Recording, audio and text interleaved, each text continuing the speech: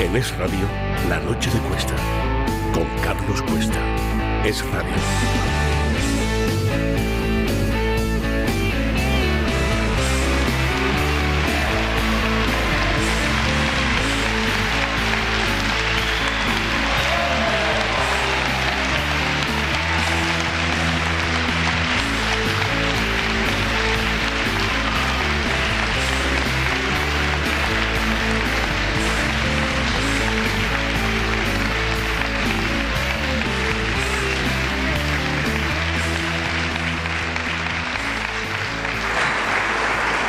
Muy buenas noches, encantadísimos de que estén aquí. Mira, hoy vamos a repetir varias veces. ¡Viva España y viva la libertad! ¡Viva! ¡Hala! Esto es acogida, sí señor. Vamos a dejar bien guardada la bandera porque luego un tal Jorge Azcón, creo que le conocen, va a tener que firmar por aquí, que seguro que lo hace con todo el gusto. La hemos traído porque se nos ha ocurrido esta historia después de empezar con los programas de desplazamiento, de irnos a sitios. Fuimos a Las Rozas, estaba Isabel Díaz Ayuso, pero bueno, ya se la enviaremos para que la firme también, que aquí tiene que ir pasando todo el mundo a firmar que estamos en mitad de lo que estamos y los que estamos en la defensa de España, de la Constitución, de la libertad, del Estado de Derecho, de la propiedad privada, de todo eso que a nosotros nos mueve y nos conmueve, y por lo visto hay otros que les mueve a una especie de golpe y cada día más bestia. Déjenme que lancemos las noticias principales y empezamos con el editorial. Primera noticia, vamos allá. ¿Se acuerdan de lo que decía Sánchez? ¿Que no se investigaba la financiación ilegal del Partido Socialista? Bien, pues la Audiencia acaba de dar 10 días al PSOE para entregar todo el listado de pagos en metálico de los últimos 7 años. Porque, como dice Anticorrupción, la contabilidad entregada hasta ahora no es esclarecedora. ¿Por qué será que nos lo temíamos? Segunda noticia. Ábalos da el primer aviso serio a Sánchez y confirma su reunión con Otegi. Frase textual: solo puedo decir lo que me contaron fuentes presenciales, y es que esa entrevista existió, la del caserío. Y por cierto, mañana decide el Supremo si mete a Ábalos en prisión, a Ábalos y a Koldo. Y tercera noticia, el juez que investiga la cloaca del PSOE llama a declarar a Santos Cerdán y a Antonio Hernando, nada más y nada menos que el ex número 2 de Sánchez en el partido y el ex número 2 de Sánchez en su gabinete presidencial. Otro caso que avanza.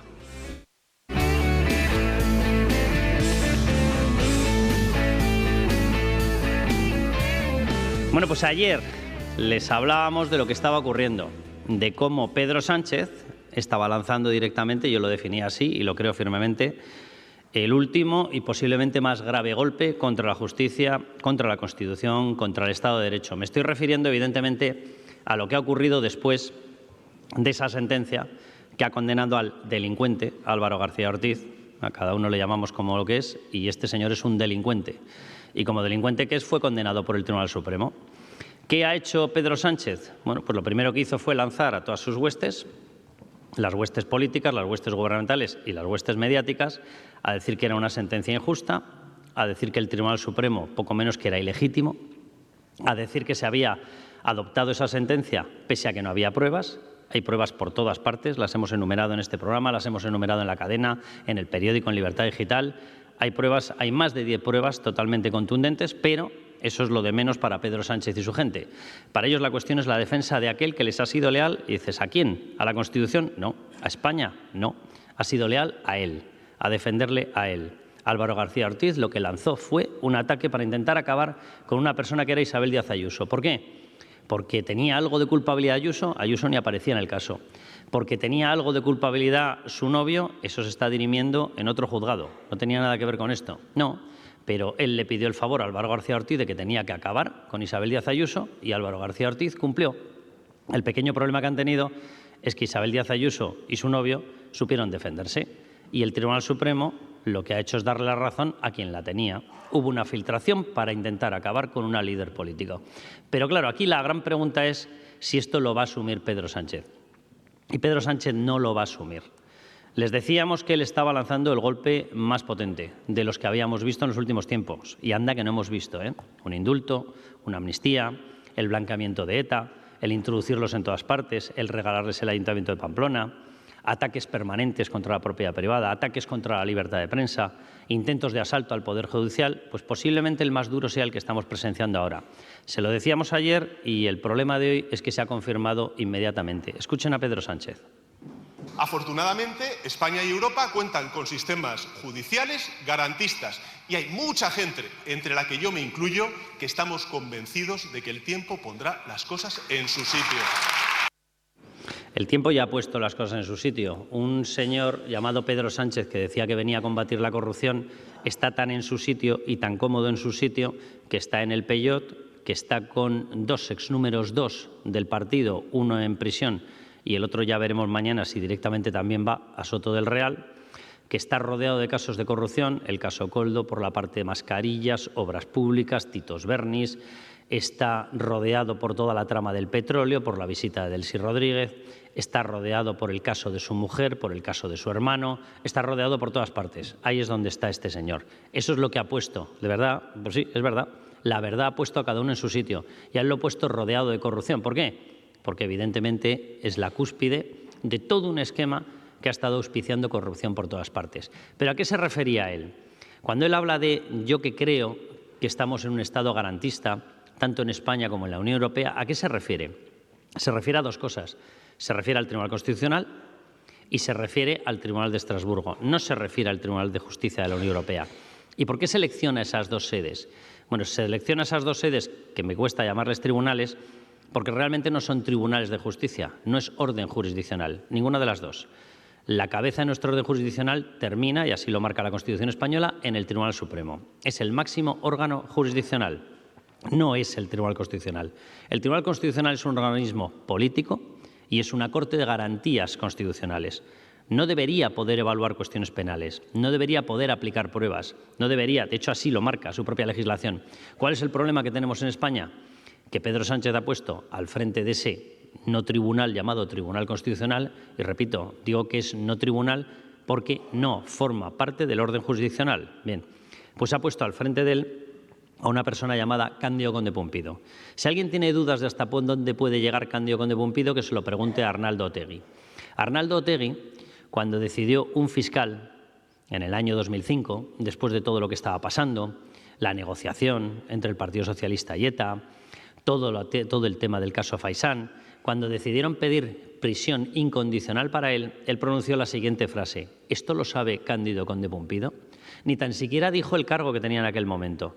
No dijo esto lo sabe el fiscal general. No, él dijo esto lo sabe Cándido Conde Pumpido, de donde tenemos que deducir obviamente que él tenía una familiaridad con él, que lo conocía, si no habría dicho el cargo. Bien, pues no dijo el cargo, dijo su nombre.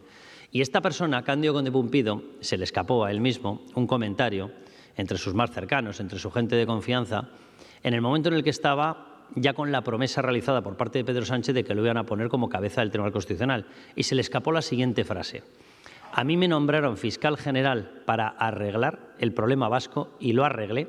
Él le llama arreglar el problema vasco a haber incrustado a ETA en todas partes. Y dijo, y ahora se me va a nombrar presidente del Tribunal Constitucional para arreglar el problema catalán. Él le llama arreglar a amnistiar a golpistas. Y efectivamente, así llegó Cándido Conde Pumpido. Y ahora el nuevo golpe va a pasar directamente por el encargo de Pedro Sánchez de que el Tribunal Constitucional intente tumbar la sentencia del Tribunal Supremo. Y habrá gente que diga, no se atreverá a tumbar la sentencia del Tribunal Supremo contra Álvaro García Ortiz. Y yo respondería, sí se atreverá, sí se va a atrever. Yo no sé si lo va a conseguir, no lo sé, literalmente. Sé que la sentencia la están redactando en el Tribunal Supremo con un cuidado y con un mimo absolutamente superlativo, sabedores de que va a haber una batalla brutal con esa sentencia. Sabedores de que efectivamente Pedro Sánchez, como hoy ha insinuado ya, dice, yo creo en un Estado garantista. No, tú no crees en ningún Estado garantista, tú crees en una dictadura. Eso es en lo que cree Pedro Sánchez. Y para él la sentencia buena es la que le da la razón y la sentencia mala es la que se la quita. Le importa un soberano comino cualquier criterio de justicia, le importa un soberano comino cualquier criterio que aluda a una democracia y le importa un soberano pimiento cualquier cuestión que aluda a un Estado de Derecho o a la seguridad jurídica. A él le da olímpicamente lo mismo. Lo van a intentar. De eso no tengo ni la más mínima duda. No sé si lo conseguirán. Todavía no tenemos la sentencia.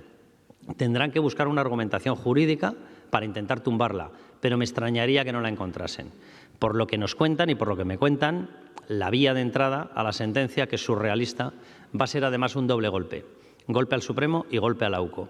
¿Por qué a la UCO? Porque van a argumentar que se sobrepasó en el registro, con lo cual le atizan doblemente o casi triplemente. Le atizan al Supremo, le atizan a la UCO y el responsable de la actuación, ¿quién era? El teniente coronel Balas, a quien se la tienen jurada, tan jurada como demostró la cloaca. Bien, hoy mismo no es que hayamos visto factores de relajación para el PSOE, no, todo lo contrario.